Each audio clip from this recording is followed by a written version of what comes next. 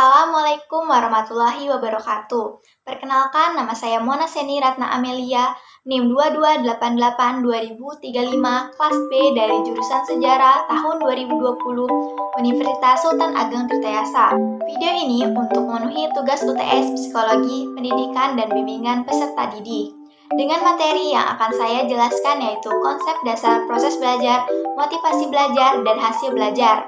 Dengan pokok pembahasannya yaitu definisi belajar, ciri-ciri belajar, jenis-jenis belajar, motivasi belajar, dan hasil belajar. Definisi belajar.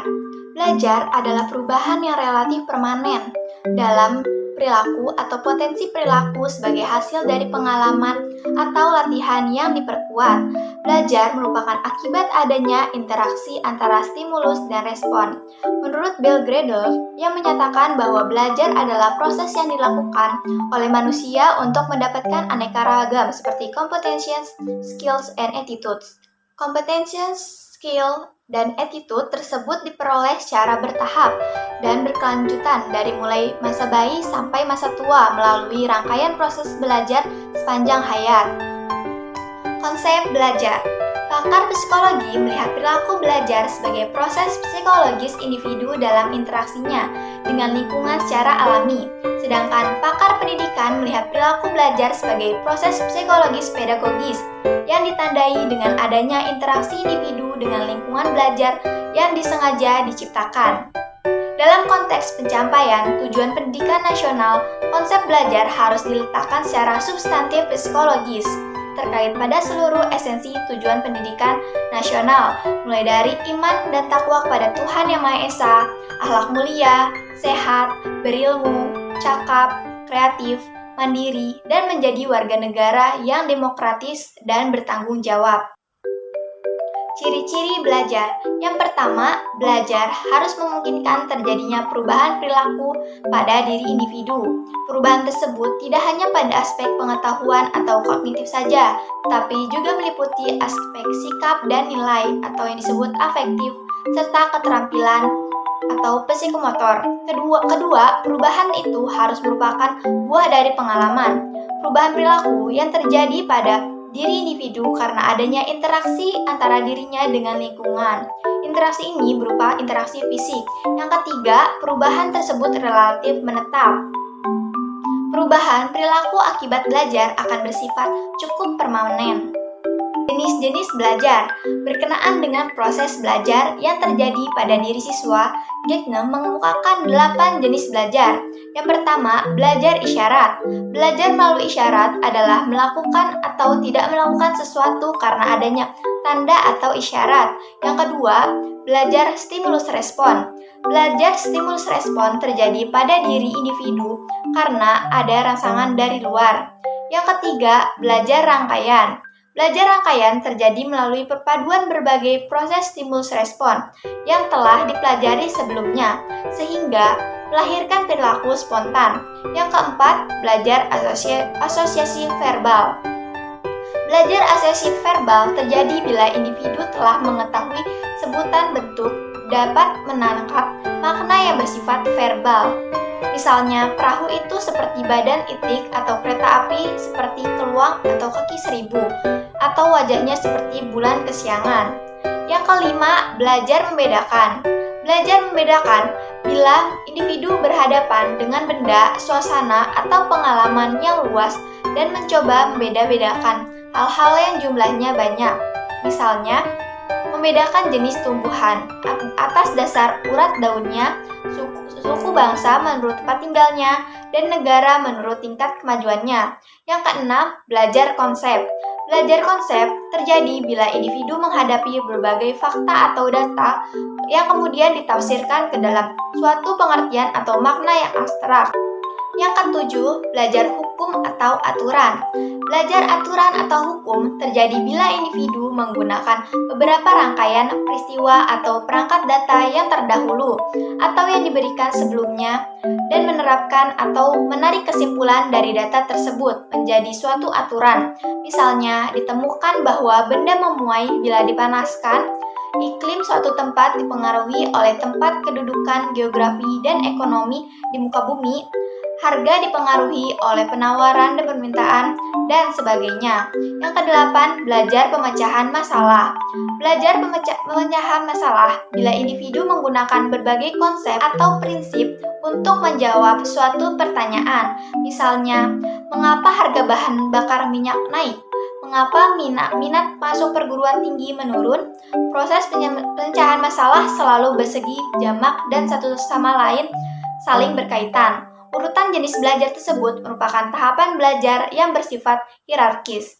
Jenis belajar yang pertama merupakan persyaratan bagi berlangsungnya jenis belajar berikutnya. Motivasi belajar. Motivasi belajar adalah kondisi psikologis yang mendorong seseorang untuk belajar. Jenis-jenis motivasi belajar yaitu motivasi intrinsik dan ekstrinsik. Motivasi intrinsik yakni motivasi yang timbul dari dalam diri seorang yang bersangkutan tanpa adanya dorongan atau bantuan orang lain. Sedangkan motivasi ekstrinsik adalah motivasi yang timbul karena dorongan atau bantuan dari orang lain. Teori-teori motivasi belajar.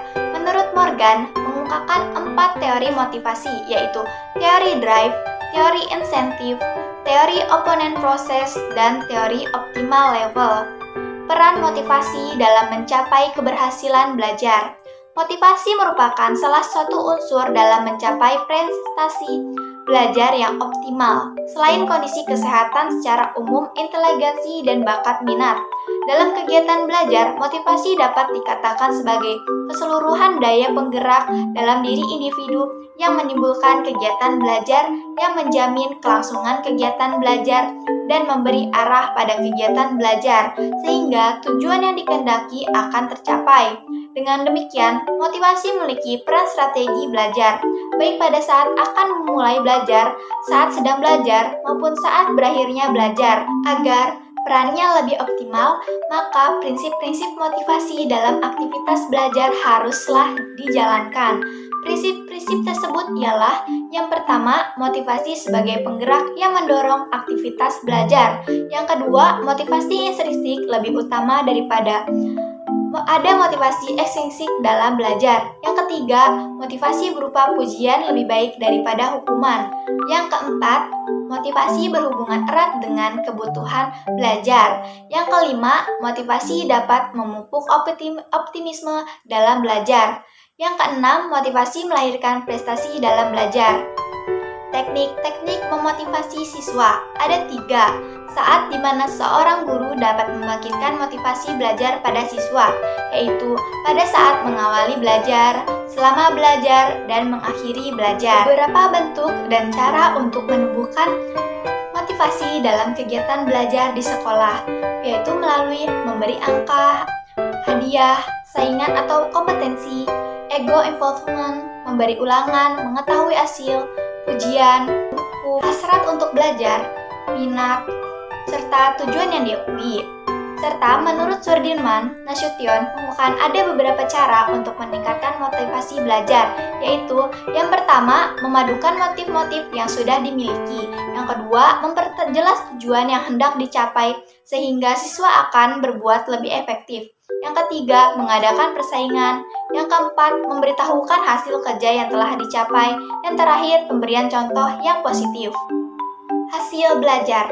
Menurut Umar Hamalik, hasil belajar adalah bila seorang telah belajar akan terjadi perubahan tingkah laku pada orang tersebut. Sedangkan menurut Winkel, hasil belajar merupakan suatu kemampuan internal yang telah menjadi milik pribadi seseorang dan kemungkinan orang itu melakukan sesuatu sesuai dengan kemampuan yang dimilikinya. Dan menurut Nana Sujana, hasil belajar merupakan suatu kompetisi atau kecakapan yang dicapai oleh siswa setelah melalui kegiatan pembelajaran yang dirancang dan dilaksanakan oleh guru di sekolah dan di kelas tertentu. Sedangkan menurut Gagneux dan Briggs, hasil belajar adalah kemampuan seorang setelah mengikuti proses pembelajaran tertentu. Berdasarkan teori taksonomi Bloom, hasil belajar dicapai melalui 3 kategori ranah, yaitu ranah kognitif, afektif, dan psikomotorik. Dari pengertian di atas, dapat disimpulkan bahwa hasil belajar adalah hasil yang diberikan kepada siswa berupa penilaian setelah mengikuti proses pembelajaran dengan menilai pengetahuan, sikap, keterampilan pada diri siswa dengan adanya perubahan tingkah laku. Ada beberapa hal yang dapat meningkatkan hasil belajar siswa dengan adanya media pembelajaran. Yang pertama, proses belajar mengajar menjadi mudah dan menarik. Yang kedua, efisiensi belajar siswa dapat meningkat. Siswa yang belajar dengan menggunakan media, maka belajar menjadi lebih efisien karena sesuai dengan tujuan pembelajaran. Yang ketiga, membantu konsentrasi belajar siswa.